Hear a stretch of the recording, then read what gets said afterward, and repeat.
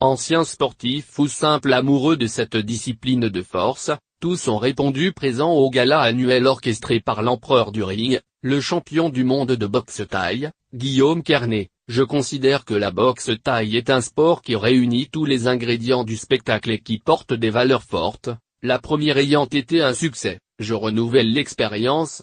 Un événement inédit qui s'est déroulé entre les murs du stade Pierre de Coubertin où les pointures de la boxe thaï mondiale se sont affrontées dans une série de combats. Un show spectaculaire mené par les superstars Arthur Meillet, Superbank, Jamie Vianho ou encore Jordan Watson. Mais la vraie surprise de la soirée était la venue du boxeur Nongrose. C'est la première fois que l'Europe accueillait un boxeur transsexuel sur son ring et que le sportif foule le sol du continent. Pour la deuxième année consécutive, la légende de la discipline accueillait le plus grand gala de boxe thaïlandaise jamais organisé, pour le plus grand bonheur des personnalités anonymes venues nombreux pour honorer cet art pugilistique. C'était le cas du parrain de cette seconde édition, l'acteur Bruno Oputsulu, véritable passionné. J'ai toujours aimé la boxe, j'y allais avec mon père quand j'étais jeune. C'est un bien-être.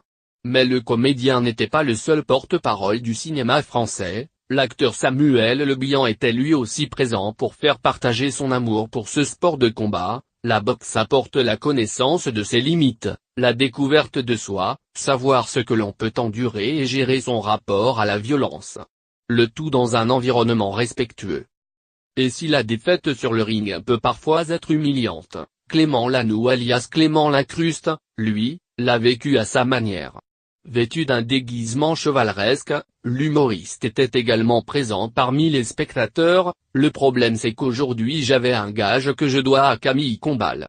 J'ai eu la fève à la galette des rois et il m'a obligé à me balader toute la journée en tenue de roi.